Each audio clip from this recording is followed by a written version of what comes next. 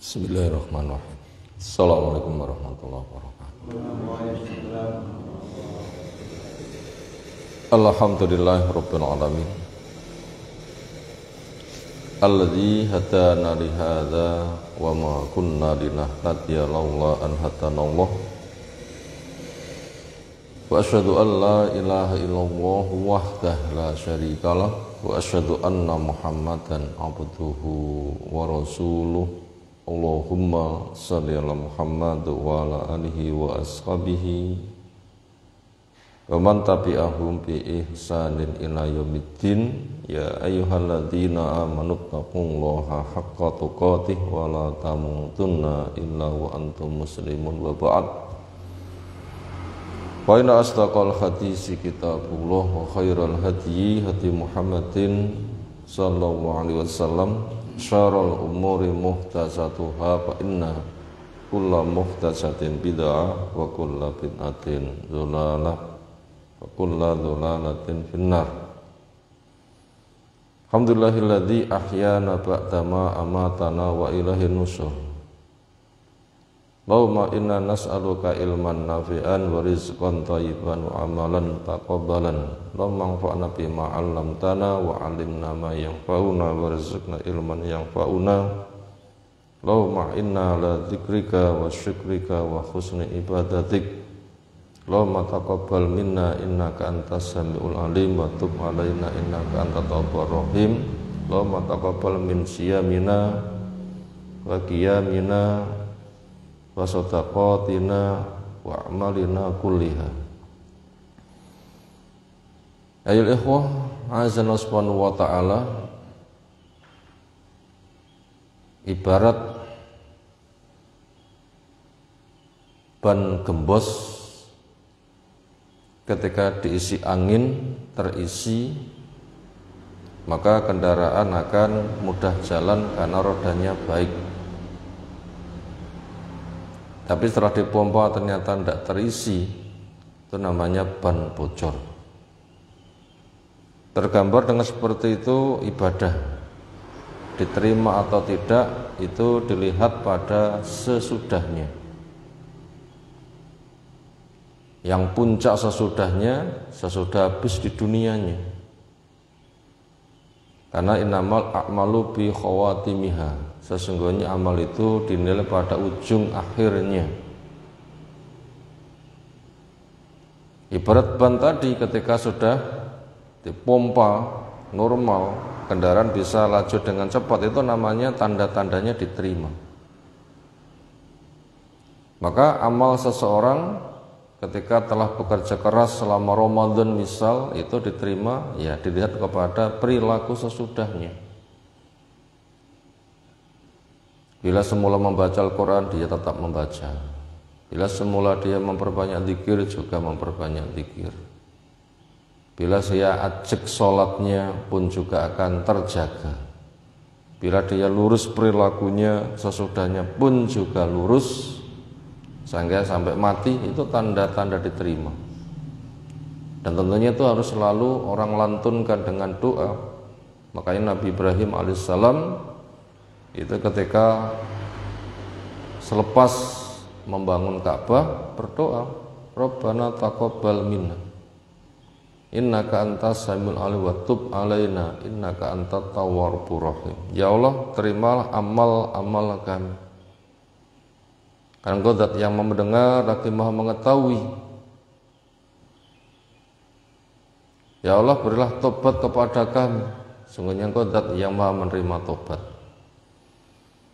Maka untuk itu apa yang telah kita kerjakan wajib kita jaga. Maka pagi hari ini insyaallah kita lanjutkan kajian kita dalam rangka menjaga itu semuanya. Karena ilmu bagian dari zikir, zikir bagaikan air, hati itu bagaikan ikan. Ketika ikan ada airnya adalah hidup, ketika hati diisi dengan ilmu insyaallah juga akan terjaga. Dan orang supaya meninggalkan sifat fudul, bersikap yang berlebih. Fudulul ta'am, terlalu banyak makan. Fudulun naum, terlalu banyak tidur. dan yang semisalnya, Sehingga ketika manusia berada pada standarnya seolah akan terjaga. Yang kita kaji pagi hari ini masih melanjutkan yang kita kaji kemarin tentang matan kitab Al-Jami', bab-bab akhir dari Bulughul Maram, cerita tentang bir wasilah atau tentang silaturahim. Yang hadis cerita itu ada beberapa poin. Yang kita kaji adalah poin pertama, kelanjutannya tentang pertanyaan seorang sahabat, ayyudzambi a'dzam, dosa apa yang paling besar? Dijawab Nabi sallam, anta ja'ala lillahi niddan wa huwa khalaqaka, bahwa kamu jadikan buat Allah tandingan sementara Dia yang mencipta kamu. Kemarin sudah rangkuman pelajaran kita sampaikan. Ringkasnya, syirik adalah menyerobot, merampas hak khusus milik Allah. Di antaranya Allah punya hak syariat, Allah punya hak doa ditumpukan kepadanya, Allah punya hak ditaati. Lalu ada makhluk yang menyerobot, bikin syariat sendiri, doa ditumpukan kepada dia, sehingga manusia digulai berkah, ngalap berkah bayai, manusia salah ditaati. Nah, termasuk itu kesyirikan, dan itu banyak di masyarakat. Lalu rangkuman nomor 2, tanda ahli tauhid adalah nafsunya tunduk kepada syariat Allah. Maka akalnya untuk memahami, ketika paham tunduk, itu tanda ahli tauhid. Lalu yang ketiga, syirik yang banyak terjadi yaitu banyak mengikuti hawa nafsu. Mestinya diikutkan kepada hukum Allah, tapi diikuti. Berarti seolah itu ada dua Tuhan. Makanya hukum Allah lek cocok karo karepe dipakai, kalau nggak cocok diutak-atik. Ini paling banyak. Fara'aita man ittakhadha ilahu hawahu. Apa kamu nggak melihat orang yang menjadikan hawa nafsu sebagai Tuhannya, yaitu tentang mengikuti kemauannya.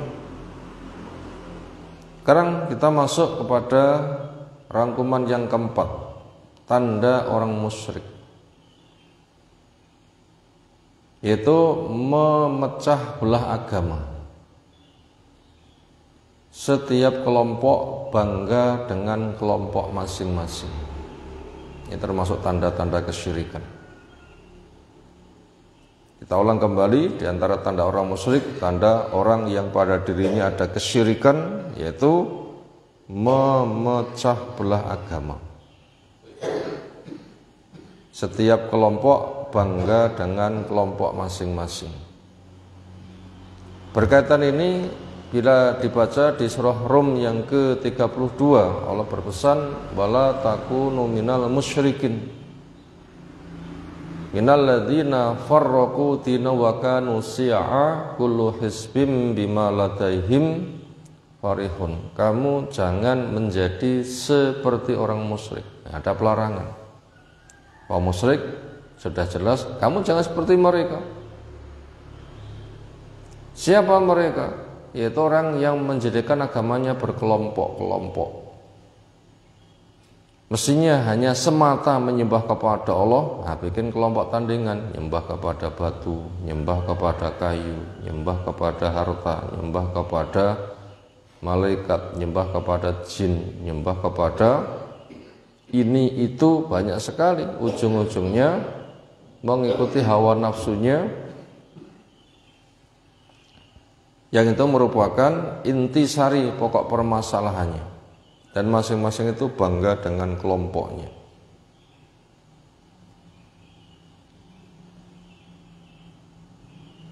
Itu tanda orang-orang musyrik. Mestinya dengan akalnya cukup memahami petunjuk Allah ketika sudah taat. Tapi itu taat. Yahudi begitu gayanya, Nasara dengan kurang agama dikendalikan Yahudi sehingga mereka ikut-ikutan saja. Tokoh-tokoh yang ada di lingkungan, maka dengan akal-akalannya mereka merekayasa mencipta agama baru dengan bid'ah-bid'ahnya. Masyarakat awamnya sudah begitu kecanduan kepada tokohnya untuk selalu ditaati, dibawa ke mana saja mau. Itu tadi poin yang keempat, tanda orang musyrik menjadikan agama berkelompok-kelompok dan setiap kelompok bangga dengan dirinya, sehingga tidak ada persatuan. Kalau mereka itu menggalang persatuan, persatuan yang mana? Persatuan yang mana? Andaikan maslahat dunia ada, tapi di akhirat pasti tidak ada. Sementara menyebutkan tanda orang beriman itu bersaudara, innamal mu'minun ikhwah, itu bersaudara. Kalau sudah berkelompok-kelompok kan sudah bentrok. Dan itu terlalu banyak sekali. Contoh hari raya saja ada berapa macam. Pada itu adalah termasuk kegiatan yang bersifat ijtimai atau amal jama'i, kegiatan yang bersifat kolektif, sudah ada penengahnya, masing-masing kelompok itu ada sudah mengeksiskan dirinya, menonjolkan dirinya. Padahal amal jama'i ketika itu harus kompak, ada orang nggak cocok itu supaya sembunyi-sembunyi. Tapi masing-masing itu sudah mengikrarkan diri, memasang bendera, saya anu, saya anu, saya anu. Nah, itu contoh-contoh dari tanda-tanda orang musyrik, walaupun kita nggak menuduh mereka musyrik, tetapi tanda kesyirikan itu ada. Makanya orang itu harus mengobati bila berada pada dirinya itu tanda-tanda kesyirikan itu ada. Kenapa? Dibiarkan nanti akan hancur. Pelajaran yang kelima, contoh kondisi yang ada di Madinah sebelum hijrahnya Rasul SAW. Contohnya adalah kondisi Madinah sebelum kedatangan hijrahnya Rasul SAW. Gimana kondisi Madinah sebelum Nabi kita datang di sana? Suku Aus Khazraj masing-masing penyembah berhala, perang terus. Perang terus. Karena masing-masing mengutamakan dengan kelompoknya, perang terus. Tentunya semuanya juga berangkat dari yang kecil-kecil, lama-lama gak kuat menahan diri, terjadilah perang. Dan kondisi ada di masyarakat. Islam sebagai penyatu mau disingkirkan. Lewat waliul amri sebagai penengah hendak disingkirkan. Ya, masing-masing itu menonjolkan diri. Itu kondisi di Madinah. Suku Aus Khazraj perang terus ratusan tahun. Makanya ketika mereka mau menerima Islam itu sebagai penyatu, tunduk pada Allah, tunduk kepada Rasul, itu jadi penyatu. Sebagaimana apa yang Allah sebutkan di Ali Imran yang ke-103, wadhkuru ni'matallahi alaikum idh kuntum a'daan fa'allafa baina qulubikum fasbahtum bi ni'matihi ikhwana. Ingatlah nikmat Allah atas kalian, di mana kamu dulu itu bermusuh-musuhan. Dengan nikmat itu akhirnya kamu menjadi bersaudara. Ini jelas kondisi Madinah yang Allah gambarkan sebelum kedatangan Nabi kita SAW. Mereka itu bermusuh-musuhan, a'da. Setelah datang nikmat Allah yaitu Islam, Nabi kita, dakwah, Al-Quran, ditafsirkan dengan sunnah yang sahih. Kemudian mereka menerima, akalnya memahami, hawa nafsunya siap tunduk untuk menerima. Akhirnya mereka ikhwanah, bersaudara. Islam itu sebagai penyatu. Dengan apapun yang Allah tunjuk. Bila itu pertengkaran suami istri, mencari hakim masing-masing keluarganya untuk berembuk, cari solusi. Ketika ada persengketaan, bawa kepada hakim, nanti akan dibacakan ayat-ayat Allah, sunnah Rasul sebagai penengah. Apabila mau nanti akan bisa disatukan. Tapi ketika orang tengkar masing-masing menonjolkan dirinya, ya nggak akan pernah selesai. Itu tadi tentang kondisi Madinah dengan kesyirikannya, mereka nggak bisa bersatu. Ketika Islam datang dengan Al-Quran, dengan Sunnah, dengan Nabi kita, mereka menerimanya, akhirnya bersatu. Lalu kerangkuman yang keenam, praktek Rasul SAW mewujudkan tauhid,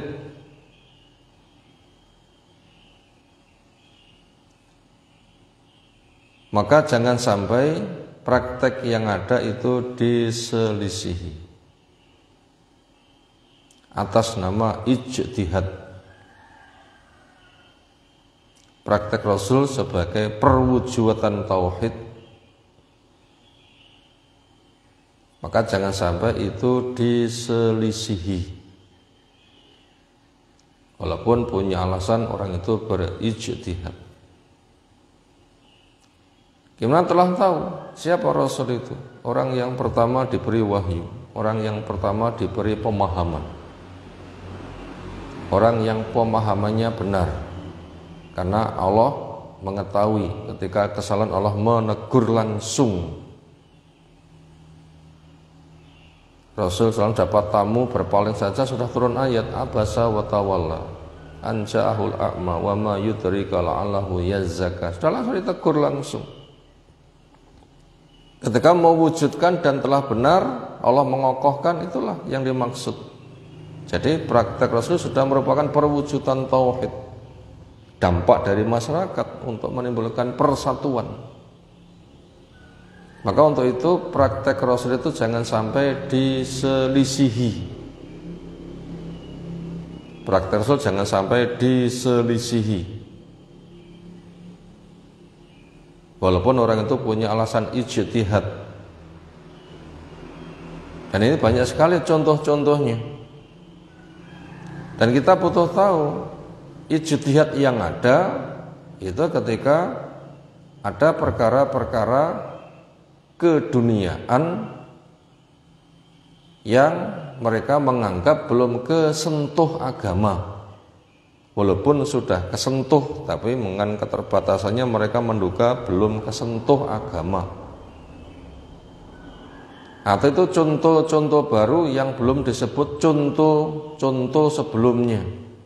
Itu baru orang itu boleh berijtihad.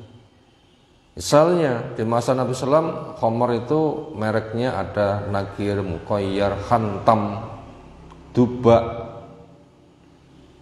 Nah sekarang itu misalnya ada khamar bahannya dari tapi, khamar bahannya dari anggur dan sebagainya, atau benda-benda ketika dikonsumsi itu akhirnya menjadi mabuk. Nah, itu silahkan untuk berijtihad.